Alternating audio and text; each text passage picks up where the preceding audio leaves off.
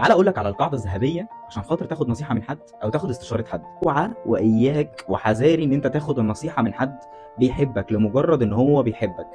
تقول لي ليه؟